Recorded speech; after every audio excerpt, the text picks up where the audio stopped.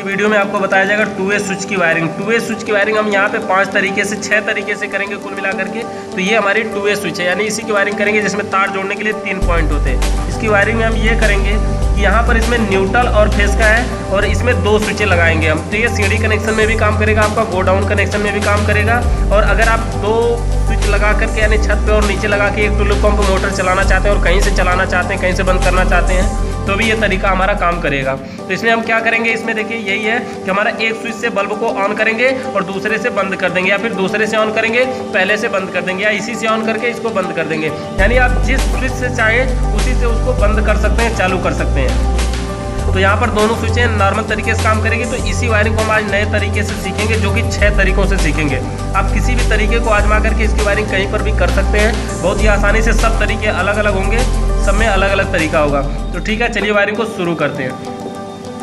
तो यहाँ से हमारा सबसे पहले न्यूट्रल और फेस के साथ हम इसकी वायरिंग करते हैं। सबसे पहले ये हमारा न्यूट्रल है और ये फेस है। अगर इसको जोड़ना है तो चलिए ठीक है, न्यूट्रल को हम पहले जोड़ते हैं। न्यूट्रल के वायर को स्विच के किसी एक पॉइंट में जोड़ देते हैं, यानी न्यूट्रल के तार को स्विच के ऊपर वाले पॉइंट में जोड़ दिए और इसी पॉइंट को और हम आगे की तरफ जोड़ते हैं। और जो दूसरी स्विच है छत पर, उसमें भी हम ऊपर वाले पॉइंट में न्यूट्रल को जोड़ दिए। ये हमारा नॉर्मल तरीके से न्यूट्रल जो है वो दोनों स्विचों के ऊपर में पहुंच गया। और फेस को स्विच के निचले पॉइंट में जोड़ते हैं, एक स्विच के निचले में जोड़ दिए। अब जो नीचे दूसरी स्विच है जो छत पर है उसके भी जोड़ देते हैं, यानी दोनों स्विचों के नीचे में फेस और ऊपर में न्यूट्रल हमने जोड़ दिया। देखिए न्यूट्रल और फेस, ये ऐसा नहीं कि नहीं फेस को ही नीचे जोड़ना है, न्यूट्रल को ऊपर जोड़ना है, ऐसा कोई ज़रूरी नहीं है। आप किसी को नीचे और किसी को ऊपर कर सकते हैं। ये हमारी स्विच का काम ऐसे हो गया। इसमें क्या है, अब इसमें हमें जोड़ना है फेस का, न्यूट्रल और फेस हमने जोड़ दिया। अब जो बल्ब का तार बचा है, बल्ब में 2 पॉइंट अभी खाली हैं, इसमें हम जोड़ेंगे क्या कि बल्ब के दोनों पॉइंट को, एक पॉइंट को किसी को स्विच के नीचे वाले के बीच वाले पॉइंट में जोड़ना है और दूसरे को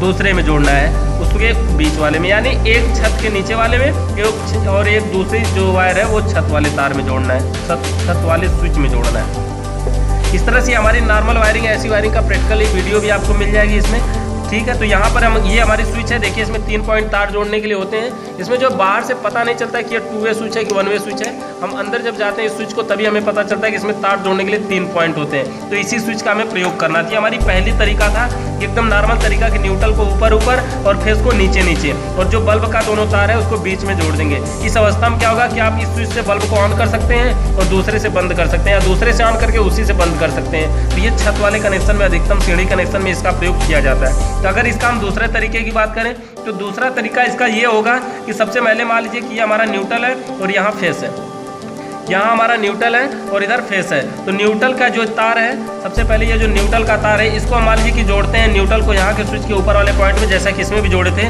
लेकिन इसमें लेके हम सीधा ऊपर वाले में ही गए थे और इसमें हम चाहे तो सीधा नीचे वाले में भी जोड़ सकते हैं, कोई दिक्कत नहीं होने वाली। और उसी तरह से हमारा जो फेस का तार है उसको स्विच के एक वाले नीचे वाले पॉइंट में जोड़ते हैं। तो जैसे इसमें जोड़े थे और उसको सीधा लेके गए थे नीचे वाले में ही, लेकिन इसमें अगले पॉइंट में ले जा करके जोड़ देते हैं। इसके तिरछा, यानी यहाँ पे गुड़े का निशान के जैसा बन जाता है। तो इस तरह से हम इसका वायरिंग कर सकते हैं। तो ये हमारा नॉर्मल तरीका हो गया कि तिरछा भी कर सकते हैं। और बल्ब का जो दोनों तार बचा है, अब इसको जोड़ने की बात है। तो जैसे इसमें बल्ब के दोनों तारों को बीच में जोड़ा गया है, वैसे इसमें भी आप बीच में जोड़ देते हैं, तब भी कोई दिक्कत नहीं है, तब भी हमारा नॉर्मल तरीके से सभी के सभी वायरिंग काम करेगी। तो ये हमारा दूसरा तरीका हो गया। इसमें देखिए हमारा तीसरा तरीका सबसे अलग होगा।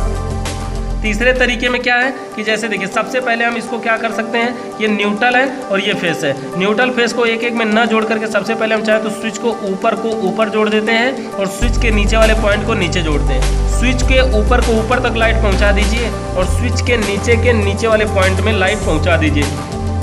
तो इस तरह से हमारा हो जाता है, यहाँ पे स्विच का ऊपर और नीचे का नीचे वाले पॉइंट में पहुंचा देते हैं, तो लाइट यहाँ से चलती है। उसके बाद देखिए अब हमारा न्यूट्रल और फेस जोड़ना है। तो ये हमारा जो न्यूट्रल का तार है, इस तार को सबसे पहले लेते हैं और बल्ब में डायरेक्ट न्यूट्रल की सप्लाई देते हैं। यहाँ पर देखिए किसी भी वायरिंग में ऐसा नहीं हुआ है कि न्यूट्रल डायरेक्ट बल्ब में गया हो, सिर्फ इसी वायरिंग में ऐसा हो रहा है कि न्यूट्रल जो है वो सीधे बल्ब में चला गया है, ठीक है। और फेस देखिए अभी तक बाकी है। तो फेस को अगर हमें जोड़ना है तो फेस के वायर को हम इस स्विच के बीच वाले में जोड़ते हैं, जो कि इसमें किसी में फेस बीच में नहीं जोड़ा गया है। यहाँ पर फेस के बीच में जोड़ते हैं स्विच के, और यहाँ से दूसरा वाला जो स्विच है, जो छत पर स्विच है, उससे हम बीच वाले पॉइंट से आउट करवाते हैं और यहाँ पर बल्ब में जोड़ देते हैं। तो इस तरह से ये भी वायरिंग सही हो जाता है हमारा कि न्यूट्रल को डायरेक्ट बल्ब में जोड़ दीजिए और फेस को स्विच के बीच में जोड़िए और स्विच के ऊपर को ऊपर, नीचे के नीचे जोड़ करके दूसरी स्विच का जो बीच वाला पॉइंट खाली है उसको ले जाके बल्ब में जोड़ देते हो। तो इस तरह से हमारी ये देखिए तीसरी वायरिंग भी कंप्लीट हो जाती है। जब हमारी 3 वायरिंग पूरी हो गई, देखिए सबका वायरिंग का तरीका अलग था, पहला और दूसरा जो था वो लगभग मिलता था, लेकिन तीसरा सबसे अलग था।